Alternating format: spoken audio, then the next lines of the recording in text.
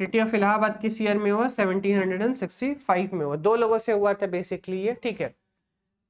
एक 12 अगस्त को हुआ था और एक हुआ था 16 अगस्त को, ठीक है। देखो, एक हुआ था उस समय के जो मुगल एम्परर थे उनका नाम था शाह आलम द्वितीय, उनके साथ हुआ था, ठीक है। और एक और हुआ था, वो हुआ था सिराजुद्दौला के साथ।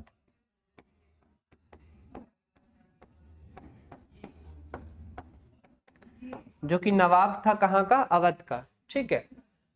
तो कौन उस समय, क्वेश्चन क्या है 1765 में कौन उस समय गवर्नर था? तो उस समय कौन गवर्नर था? देखो, रॉबर्ट क्लाइव इसका आंसर क्या होगा? इसका आंसर होगा लॉर्ड क्लाइव या रॉबर्ट क्लाइव, ठीक है। इनका नाम है पूरा रॉबर्ट क्लाइव। तो रॉबर्ट क्लाइव दो समय काल में रहे थे 1758 से लेके 60 तक ये रहे, ठीक है। 58 से 60 तक। कई किताबों में 57 लिखा रहता है, वो गलत होते हैं, ठीक है। 57 में ये नहीं रहे। 57 में कलकत्ता के जो गवर्नर थे वो रॉजर डेरिक थे। आप अच्छी किताबें पढ़ेंगे, बहुत अच्छी अच्छी, मतलब अच्छी टेक्स्ट बुक्स जो कि बड़े बड़े कॉम्पिटिशन्स में आती हैं, नेट वेट या यूपीएससी में, तो उसमें 58 दिया होगा, ठीक है। 58 सही एकदम। 58 से 60 में रहे, फिर उसके बाद से 65 से लेकर के 68 तक रहे, ये 60 तक रहे। फिर उसके बाद लंदन वापस चले गए। फिर जब ट्रीटी ऑफ इलाहाबाद किया गया तो फिर इनको बुलाया गया, तो फिर ये 1765 से लेकर 1768 तक रहे। फिर 1768 बाद ये फिर से इंग्लैंड चले गए अपने देश, ठीक है। तो कौन था? रॉबर्ट क्लाइव थे। दो टेन्योर में इन्होंने करने का काम किया। इनका दो टेन्योर आप याद रखिएगा, ठीक है। चलो, अब इसमें संधि की क्या शर्तें होती हैं ट्रीटी ऑफ इलाहाबाद में? देखो, दीवानी राइट मैं बता रहा था कि दीवानी राइट सबसे ज्यादा इंपॉर्टेंट। दीवानी राइट होता है लैंड रेवेन्यू कलेक्शन का राइट, ठीक है। तो बंगाल, बिहार, उड़ीसा का जो लैंड रेवेन्यू का कलेक्शन का जो जिम्मा था, वो जो शाह आलम द्वितीय थे, जो मुगल एम्परर थे, उन्होंने पूरा का पूरा जिम्मा किसको दे दिया? पूरा का पूरा जिम्मा ईस्ट इंडिया कंपनी को दे दिया कि अब ईस्ट इंडिया कंपनी के जो अधिकारी हैं वो क्या करेंगे? लैंड रेवेन्यू को कलेक्ट करेंगे, ठीक है। तो अगर कहीं भी आपको दीवानी राइट आ जाए, दीवानी राइट क्या होते? तो दीवानी राइट से ही होते, ठीक है। सिविल राइट्स लिखा है, ठीक है बच्चा। इसको क्या कहा जाता है? इसको कहा जाता है दीवानी राइट्स। हाँ ना, बोलिए। चलो, नेक्स्ट क्वेश्चन। प्लासी का युद्ध मैदान कहाँ स्थित है? ठीक है, प्लासी, प्लासी नाम क्यों पड़ा? ट्री एक होती है ना, उसको प्लासी कहा जाता है। प्लासी का मैदान on the bank of Bhagirathi river.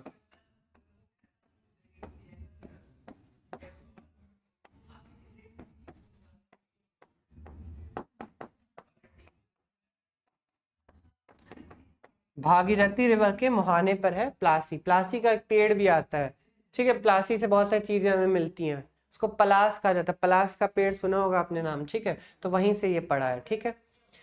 ये जो उनकी बेसिकली राजधानी हुआ करती थी, इसको मुर्शिदाबाद राजधानी था।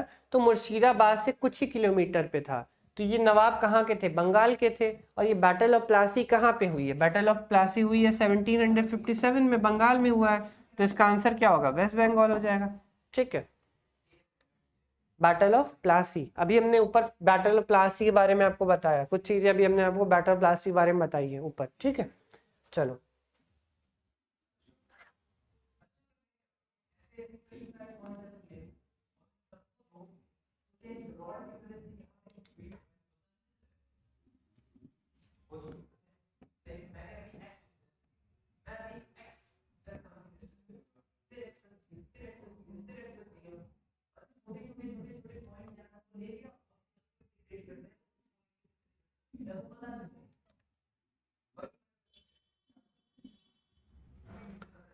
English England East India Company, English East India Company considered to be the first decisive success in India. पहले डिसाइसिव सक्सेस भारत में कब मिली?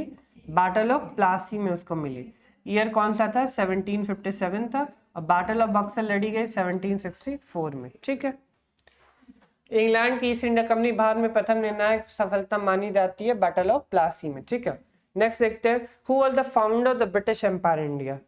क्या पूछा है? फाउंडर पूछा। ब्रिटिश एम्पायर का फाउंडर कौन था भारत में?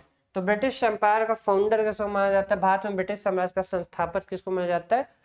लॉर्ड रॉबर्ट क्लाइव को माना जाता है, ठीक है, लॉर्ड रॉबर्ट क्लाइव। इनके जीवन के बारे में हम डिटेल में पढ़ेंगे, बहुत मजा आएगा रॉबर्ट क्लाइव के बारे में पढ़ने से, ठीक है।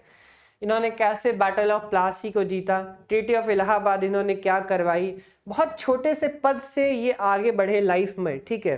पहले सर्वेंट का काम करते थे, शॉपकीपिंग जो एक जॉब होती है शिप्स शॉपकीपिंग में, पहले बहुत छोटे पद पे थे वो, ठीक है, छोटा काम किया करते थे। धीरे धीरे धीरे धीरे ये आर्मी इन्होंने ज्वाइन की, मिलिट्री ज्वाइन की, मिलिट्री में धीरे सोल्जर के पोस्ट पे थे, धीरे धीरे बढ़ते बढ़ते लेफ्टिनेंट बने, ठीक है। बाद में इन्होंने 1772 के आसपास सुसाइड कर लिया, ठीक है, खुद की गन से खुद को शॉट आउट कर दिया। इन पे बहुत सारे आरोप लगाए गए थे, इनको नबोब्स कहा जाता था। तो कौन है ये founder of British empire Bharat में, कौन है, रॉबर्ट क्लाइव है। जब हम ये वाला चैप्टर पढ़ेंगे डिटेल में, रीजनल स्टेट्स वाला चैप्टर, तो रीजनल स्टेट्स में हम रॉबर्ट क्लाइव के बारे में पढ़ेंगे, इनके बारे में 6-7 लाइन जरूर पढ़ेंगे। इनका जीवन भी बहुत मजेदार रहा, ठीक है, founder of the British empire in India, ठीक है। चलो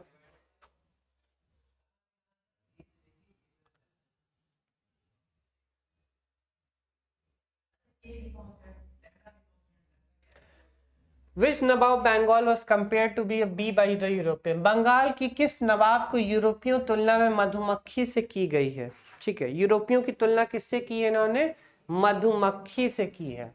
Which Nawab Bengal was compared to be a bee by the European, ठीक है, तो कौन होगा, अलीवर्दी खान होंगे। अलीवर्दी खान का अगर शासनकाल आपको याद हो 1740 से लेकर 1756 एडी तक का था, ठीक है।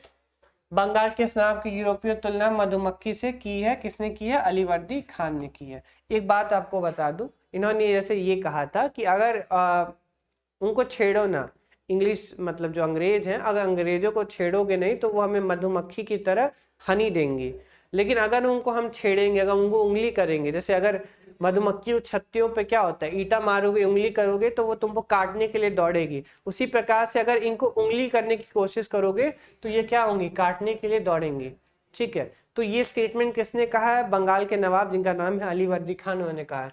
विच नवाब बंगाल व compare to be by the European, इनको मधुमक्खियों से कंपेरिजन किया, किसने किया, अलीवर्दी खान ने किया। बहुत फेमस क्वेश्चन है, कई सारे एग्जामिनेशन में पूछा जाता है। चलो, When was the Battle of Buxar fought? Battle of Buxar कब लड़ी गई, बक्सर सबको पता है बिहार में है, ठीक है। बैटल ऑफ बक्सर कब लड़ी गई, 22 या 23 अक्टूबर 1764 को लड़ी गई। अगर यहाँ पे 22 अक्टूबर भी लिख दूं तो भी गलत नहीं है, वो भी सही है, कई किताबों में 22 अक्टूबर भी दिया रहता है, ठीक है। Next question, where was the battle of Plassey fought, battle of Plassey कौन से ईयर में लड़ी गई, बैटल ऑफ प्लासी कौन से ईयर में लड़ी गई, सबको पता है बैटल ऑफ प्लासी लड़ी गई है ईयर 1757 एडी में, ठीक है, मैं पहले पढ़ा चुका हूं। चलो, when did the company take control over Awadh, Awadh पे कब कंट्रोल उन्होंने लिया था, तो ये जो कंट्रोल लिया था उन्होंने वो डॉक्ट्राइन ऑफ लैप्स की थियोरी के थ्रू लिया था।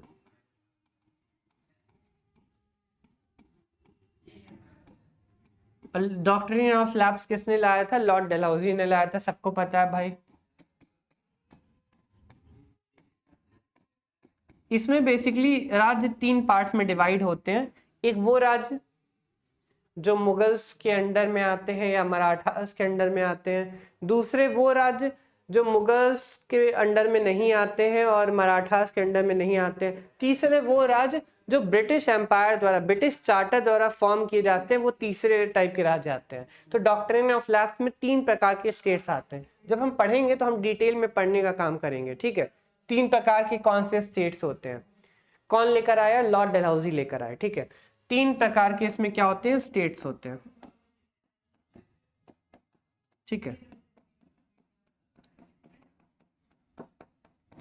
कौन से 3 प्रकार के होते हैं, एक बार देख लेते हैं जस्ट थोड़ी देर के लिए, ठीक है।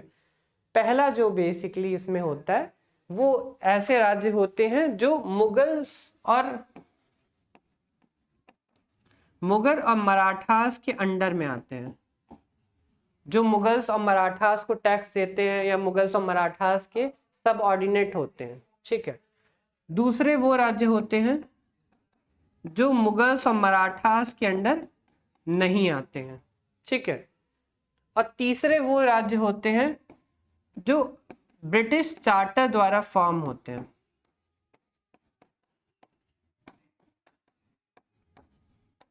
ये 3 प्रकार के ही राज्य होते हैं, ठीक है। ये सारी जो मैं चीजें बताता हूँ ये आपको लगभग लोग नॉर्मल तरह से इतिहास पढ़ाते हैं, लेकिन मेरा मानना है इतिहास को हम डिटेल्ड फॉर्म में पढ़ेंगे, जिससे आपकी जो समझ है इतिहास को लेकर, जो इंटरेस्ट है वो आपका जनरेट हो इतिहास को लेकर, ठीक है। मैं वो नॉर्मल इतिहास नहीं जानता हूँ जो फैक्ट के रूप में लोग से पढ़ा देते हैं, ठीक है। मैंने कभी पढ़ाया भी नहीं है वैसे इतिहास, ठीक है। मैं इतिहास को डिटेल्ड फॉर्म में पढ़ाने में विश्वास करता हूँ, ठीक है। मैंने खुद भी ऐसा पढ़ा है। तो 3 प्रकार के होते हैं। तो ऊपर के ये दो होते हैं, ये एप्लीकेबल नहीं होता है। ये जो नीचे का ये वाला जो एक होता है ब्रिटिश चार्टर फॉर्म, जो ब्रिटिश चार्टर के द्वारा जो राज्य जो स्टेट फॉर्म किए गए, वही आते हैं डॉक्ट्राइन ऑफ लैप्स के अंडर, ठीक है। अब क्वेश्चन ये है कि अवध कब उसके अंडर आया। क्या क्वेश्चन है? अवध कब डॉक्ट्रिन ऑफ लैप्स के अंदर आया, ठीक है। तो इसको याद करने का एक आसान सा फॉर्मूला बता देता हूं, चलो।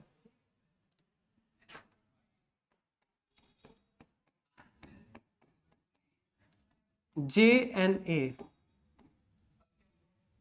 क्या लिखा मैंने?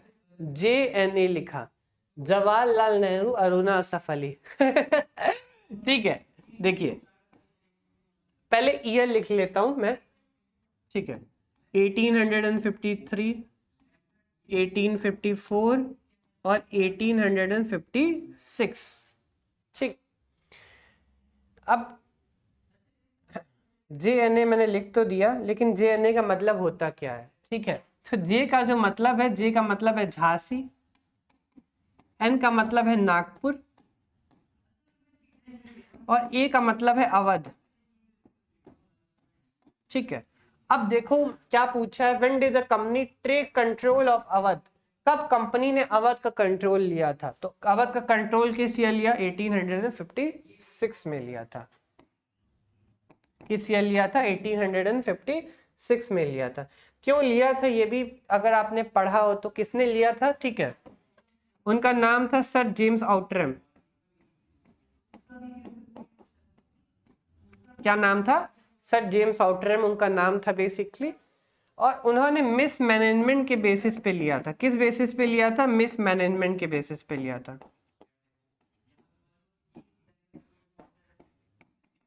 ठीक है। मिस मैनेजमेंट के बेसिस पे जेम्स आउटरम वहां के रेसिडेंट थे। उन्होंने इस राज्य को कहा कि मिस मैनेजमेंट यहाँ पे हो रहा है तो उसको ले लिया जाए, ठीक है। और 1856 में वहां के जो नवाब थे उनका नाम था वाजिद अली शाह। वाजिद अली शाह, क्या नाम था बच्चों? वाजिद अली शाह। बहुत डिटेल में देखेंगे जब हम मॉडर्न हिस्ट्री पढ़ेंगे, तो सारी चीजें और डिटेल फॉर्म में देखेंगे, अभी उतना डिटेल में नहीं देख रहा है, ठीक है। तो आप याद कर सकते हो स्टार्टिंग में कौन कौन से राज्य थे, पूरा एक सीक्वेंस है। कुछ सीक्वेंस आपको याद करने पड़ेंगे, जैसे सब्सिडरी अलायंस में कौन से राज्य लिए गए, किस ईयर में लिए गए, आपको वो याद रखना पड़ेगा। आपको डॉक्ट्रिन ऑफ लैप्स में कौन से राज्य लिए गए, आपको वो याद रखना पड़ेगा। तो कुछ चीजें आपको भाई याद रखनी पड़ेंगी, नो डाउट, ठीक है। जैसे आपको यहाँ पे याद रखा गया, ठीक है। लास्ट का 3 है तो लास्ट का 3 याद रख सकते हो, झांसी, नागपुर, अवध, ठीक है। चलो चाहो तो लिख लेना, नहीं तो कोई बात नहीं। When did the British take control of Sindh province? Sindh province का कंट्रोल कब लिया था?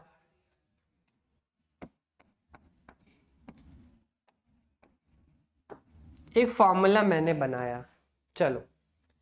N का मतलब होता है नेपाल, S का मतलब होता है सिंध, B का मतलब होता है भूटान, B का मतलब होता है बर्मा,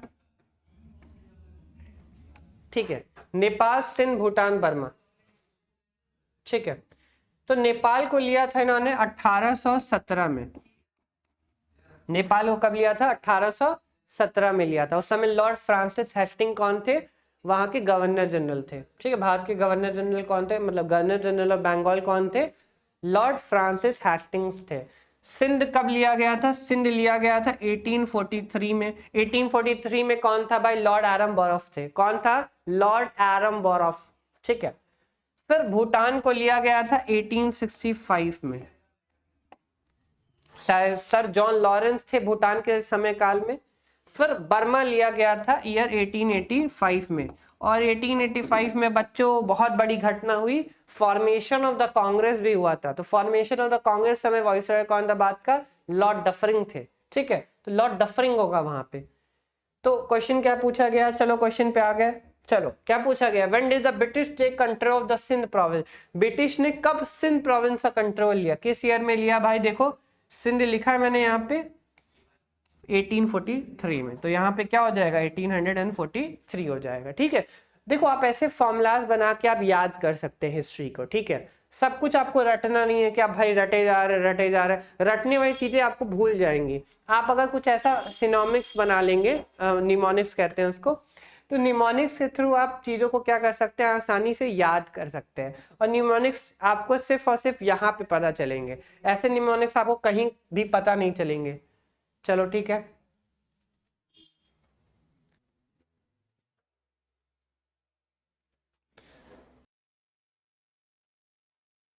ठीक है, याद कर लिया। नेपाल 1816 में लिया गया, सिंध लिया गया 1843 में, नेपाल 1817 में 16 में लिया गया, सिंध लिया गया 1843 में, भूटान लिया गया 1865 में, और बर्मा लिया गया 1885 में। ये बहुत ज्यादा इंपॉर्टेंट है। ठीक है, अगर आपसे फॉर एग्जाम्पल यहाँ सिंध चेंज करके नेपाल पूछ लिया गया, या भूटान पूछ लिया गया, या बर्मा पूछ लिया गया, तो आप कैसे बताएंगे? ये बेसिक, ये चार इंपॉर्टेंट है। ठीक है, चलो एक बार लिख लेना यार प्लीज।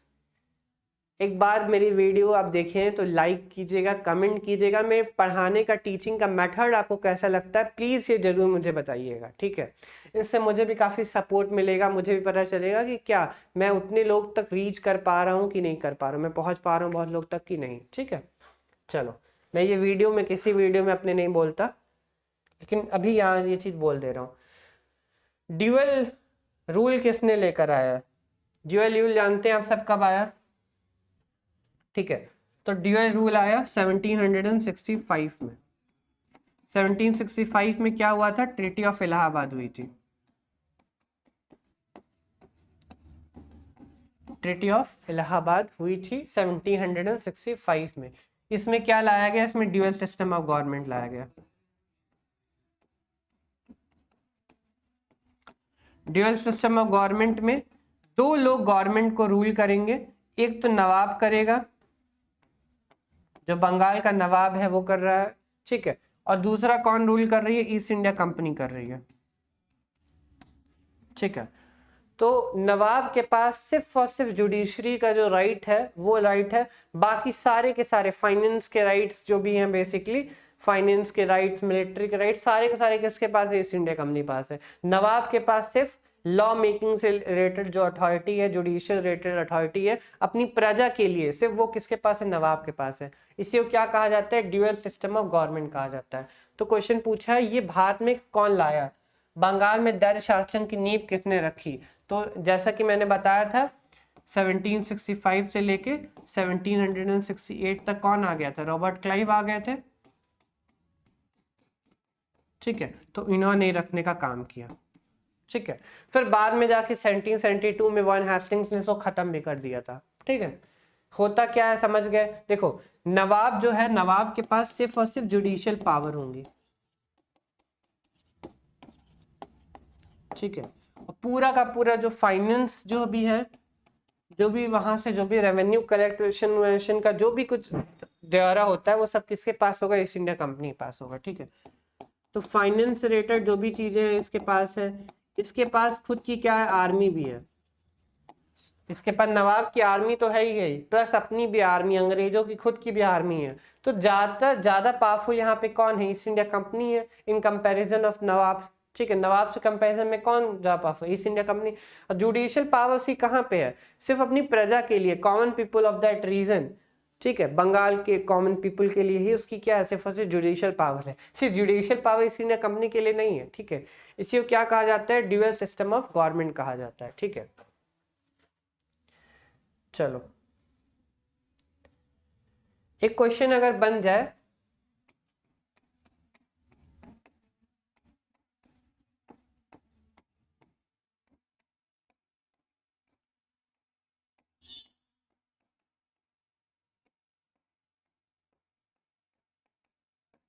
क्वेश्चन बन जाए कि फादर कौन है ड्यूअल सिस्टम ऑफ गवर्नमेंट का, ठीक है।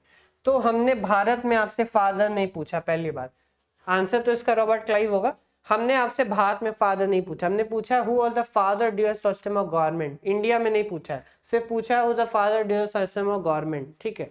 तो अगर ऐसे क्वेश्चन पूछा जाए तो इसका आंसर होगा लियोनेल कर्टिस। क्या होगा? लियोनेल कर्टिस होगा, ठीक है।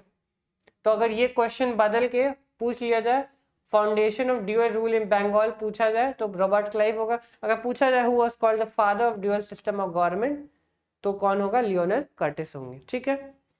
यार नोट कर लिया करो प्लीज, ये क्वेश्चन अगर नहीं पूछा गया तो ये तो जरूर पूछा जाएगा, इसीलिए मैं इतने वेल डिफाइंड फॉर्म में चीजों को बता रहा हूँ, प्लीज, ठीक है। ज्यादा से ज्यादा मेरी वीडियोस को देखिए और ज्यादा से ज्यादा इसको शेयर करने की कोशिश कीजिए। चलो,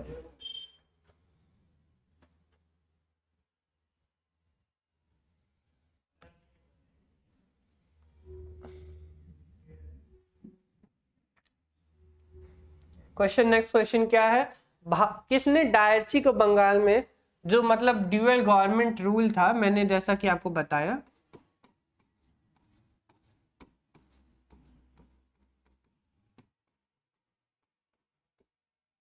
मैंने आपको बताया जो ड्यूअल गवर्नमेंट रूल था उसको किसने एंड किया, तो उसको 1772 में एंड किया किसने? लॉर्ड वॉरेन हेस्टिंग्स ने किया। किसने किया? लॉर्ड वॉरेन हेस्टिंग्स ने किया, ठीक है।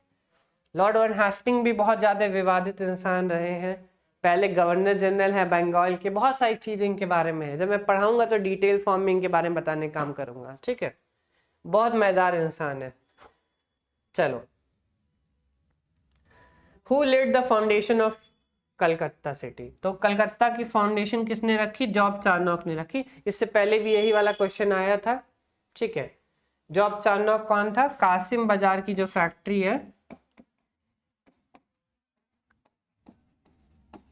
उसका हेड हुआ करता था, ठीक है। चलो,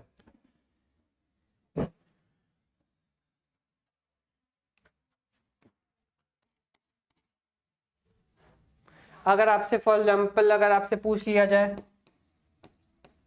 बॉम्बे का फाउंडर, मद्रास का फाउंडर, दिल्ली का फाउंडर, ठीक है, किसी का भी फाउंडर अगर आपसे पूछ लिया जाए तो कौन था? फॉर एग्जाम्पल बॉम्बे का कौन है? तो बॉम्बे के गैरड डोंगियर साहब हैं। बॉम्बे का कौन है? गैरड डोंगियर है। फिर आता है किसका नाम? मद्रास का नाम आता है, तो मद्रास से कौन है? फ्रांसिस डे है, ठीक है। दिल्ली का कौन है? तो दिल्ली के हैं एडविन ट्रूटियंस।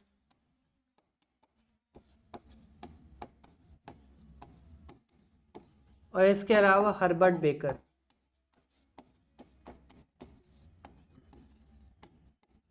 ठीक है। ये भी नोट कर लीजिएगा। अगर कलकत्ता की जगह बॉम्बे पूछ ले, मद्रास पूछ ले, दिल्ली पूछ ले, तो आप ये नाम याद रखेंगे, ये सारे नाम, ठीक है। जॉब चार्नॉक का तो आपको नाम याद ही रखना है, ठीक है। कलकत्ता, या इसी को कलिकता कहा जाता था, कलिकता। मॉडर्न डे का नाम है कोलकाता। कोलकाता को अगर हम देखेंगे तो इसका मतलब होता है the birth place of goddess Kali, the birth place of goddess Kali, ठीक है। बेसिकली कलकत्ता को 3 जगहों को मिला के बनाया गया है, 3 प्लेसेस को मिला के बनाया गया है, ठीक है। गोविंदपुर, सुतनौती और कलिकता, 3 गांव को मिला के बनाया गया है कलकत्ता को, ठीक है। इन 3 गांवों को मिलाया गया, फिर किसको बनाया गया? मॉडर्न डे कलकत्ता को बनाया। किसने बनाया? जॉब चार्नॉक ने बनाया, ठीक है।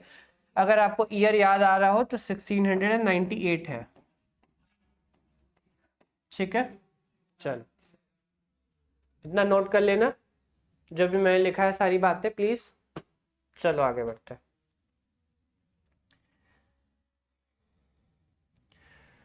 हाँ, काल कोठली की घटना, काल कोठली की घटना को क्या कहा जाता है, गलत लिखा है यहाँ पे, इसको कहा जाता है ब्लैक होल ट्रेजेडी। क्या कहा जाता है बच्चों, ब्लैक होल ट्रेजेडी। ये ब्लैक होल फिजिक्स वाला नहीं है, कोई ये मत समझ लेना है फिजिक्स वाला है, ठीक है।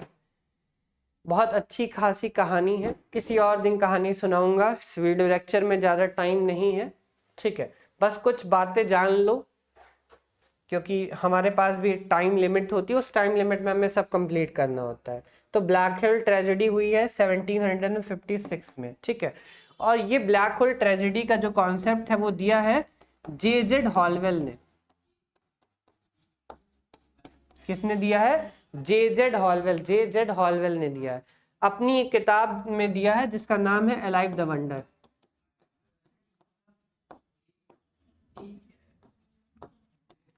एक कोठरी थी, काल कोठरी थी 18x14 की, उसमें 146 लोग बंद थे, ठीक है। जब उसको नेक्स्ट डे खोला गया तो उसमें मात्र 22 ही लोग जिंदा बचे थे, बाकी सबकी मृत्यु हो गई थी। इसी को कहा जाता है ब्लैक होल ट्रेजेडी। जे.जेड हॉलवेल ने अपनी किताब अलाइव द वंडर में इसका जिक्र किया है। जे.जेड हॉलवेल बाद में जाकर गवर्नर बनाए जाते हैं 1760 में बंगाल के, ठीक है। लेकिन इस घटना का सभी कंटेम्प्रेरी हिस्टोरियंस ने विरोध किया है। जैसे कंटेम्प्रेरी हिस्टोरियंस ने गुलाम हुसैन, जिन्होंने किताब लिखी है सियारुल मुख्तारीन, उन्होंने बोला है कि घटना फर्जी है, ऐसा कुछ हुआ नहीं था, ये क्या है, बस एक मनगढ़ंत कहानी है। जो किसने दिया, जे.जेड हॉलवेल ने देने का काम किया, ठीक है। चलो, टाइम की कमी होती है, इतना लिख लेना आप। 1756 का, इसको कंटेम्प्रेरी का नाम माना जाता है बैटल ऑफ प्लासी का, ठीक है। इसको कई इतिहासकार बोलते हैं, अंग्रेज इतिहासकार ये कह रहा है कि ये बैटल ऑफ प्लासी का क्या है, ये कारण है, इमीडिएट कॉज है किस चीज का, बैटल ऑफ प्लासी का, ठीक है। बैटल ऑफ प्लासी 1757 में होता है, क्लियर। चलो,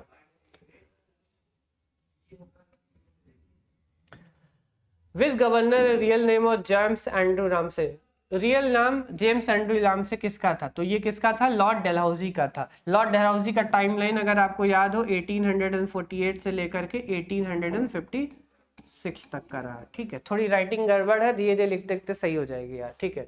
which ruler took part in the battle of Buxar, battle of Buxar में कौन से रूलर ने पार्ट लिया था, तो बैटल ऑफ बक्सर 1764 में लड़ी गई थी, किसने लिया था, सिराजुद्दौला ने लिया था। और सिराजुद्दौला की इस बैटल में क्या हो गई थी, हार हो गई थी, ठीक है। इससे पहले जो बंगाल नाम था उसका नाम था सिराजुद्दौला, ये क्या है, सिराजुद्दौला, ध्यान दीजिएगा। चलो, अलीनगर की संधि कब हुई है, तो अलीनगर की संधि ट्रीटी ऑफ अलीनगर, इसके पीछे भी अलग ही कहानी है, ठीक है। मुस्लिम ने जगह को जीत लिया, कलकत्ता के उस पार्ट को जीत लिया, इसलिए उसको अलीनगर कहने लगा गया, ट्रीटी ऑफ अलीनगर। तो ये हुआ था 9 फरवरी 1757 में। अब ट्रीटी ऑफ अलीनगर क्या है, ये मैं पूरा आपको बंगाल वाले चैप्टर में बताऊंगा, ठीक है। टाइम कम है इसलिए जल्दी जल्दी से सारी चीजें कर रहे हैं। मीर कासिम नवाब कहाँ का था, तो जैसा कि आपको पता है मीर जाफर के बाद उसका दामाद बना, इसका क्या नाम था, इसका नाम था मीर कासिम। मीर कासिम कहाँ का था, बंगाल का था। अगर आपको मीर कासिम का टाइमलाइन याद हो, मीर जाफर का 1757-60 रहा, इसका रहा 1760 से लेकर 1763 तक, ठीक है। चलो, in which year was the third battle of Panipat, Panipat का थर्ड बैटल किस ईयर में हुआ, सब जानते हैं 1761 में हुआ। दो लोग के बीच में हुआ, बालाजी बाजीराव के बीच में हुआ जो मराठा थे, और एक अफगानी था जिसका नाम था अहमद शाह अब्दाली, उसके बीच में हुआ, ठीक है। इसमें बालाजी बाजीराव की हार हो गई और अहमद शाह अब्दाली इसमें जीत गया। कहाँ पे हुआ था, थर्ड बैटल ऑफ पानीपत में हुआ था, ठीक है। अब आप मुझे बताएंगे फर्स्ट और सेकंड बैटल का ईयर क्या है, कमेंट सेक्शन में आप कमेंट कर दीजिएगा, ठीक है। When did dual rule start in Bengal, dual rule Bengal में कब स्टार्ट हुआ, वही क्वेश्चन पुराना वाला, 1765 में स्टार्ट हुआ। रॉबर्ट क्लाइव का जन्म कब हुआ, When was the Robert Clive born, तो रॉबर्ट क्लाइव 1725 में बॉर्न हुए, ठीक है। During whose period the subsidiary treaty implemented, subsidiary alliance किसने स्टार्ट किया था, तो सबको पता है सब्सिडरी अलायंस किसने स्टार्ट किया था, लॉर्ड वेस्ली ने किया था। किसने किया था, लॉर्ड वेस्ली ने किया था, ठीक है। इसके अंडर में सबसे पहले 4 स्टेट्स आ रहे थे, हैदराबाद आ रहा था, मैसूर आ रहा था, तंजावुर आ रहा था, अवध आ रहा था, ठीक है। 4 स्टेट्स स्टार्टिंग के इसके अंडर में आ रहे थे। चलो यहां तक देख लिया, आगे बढ़े। हाँ, लॉर्ड कॉर्नवालिस ने परमानेंट सेटलमेंट इम्प्लीमेंट किया, तो इम्प्लीमेंट कब किया परमानेंट सेटलमेंट किया? 1793 में। अगर आपसे पूछा जाए लॉर्ड कॉर्नवालिस ने जमींदारी सेटलमेंट कब लाया, तो वो लाया 1790 में।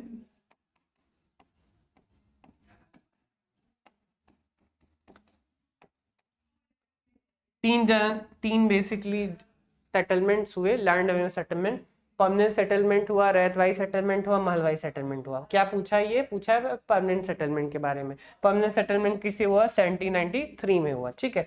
पहले इसी को जमींदारी सेटलमेंट कहते थे 1790 में, ठीक है। चलो क्या पूछा है भाई, देख लो। पूछा है इसमें से क्या गलत है, which of the following is not correctly match, इसमें से क्या है जो कि क्या है गलत है, इसमें से मैच नहीं करता है। चलो जल्दी से देख लो। लॉर्ड कॉर्नवालिस परमानेंट सेटलमेंट सही है, लॉर्ड वेल्लेस्ली सब्सिडियरी सही है बच्चों। हाँ, 17th रेगुलेशन और लॉर्ड विलियम बेंटिक 1829 में, ठीक है। ये क्या था? ये एबॉलिशन ऑफ सती था, सती को खत्म करने के लिए किया गया था। क्या होगा? Lord Hastings second Anglo Maratha war. क्या लिखा है? Lord Hastings second Anglo Maratha war. तो आपको पता है सेकंड एंग्लो मराठा वॉर कब से कब तक हुआ था? 1803 से लेकर 1806 तक के बीच में हुआ था, ठीक है। 1803 से 1805 1806 तक हुआ था। इस समय कौन था? इस समय भी लॉर्ड वेस्ली भारत के गवर्नर थे, ठीक है। तो यहाँ पे गवर्नर जनरल कौन था? लॉर्ड वेस्ली थे, तो लॉर्ड हास्टिंग का नाम लिखा तो गलत हो गया, सेकंड एंग्लो मराठा वॉर, ठीक है। चलो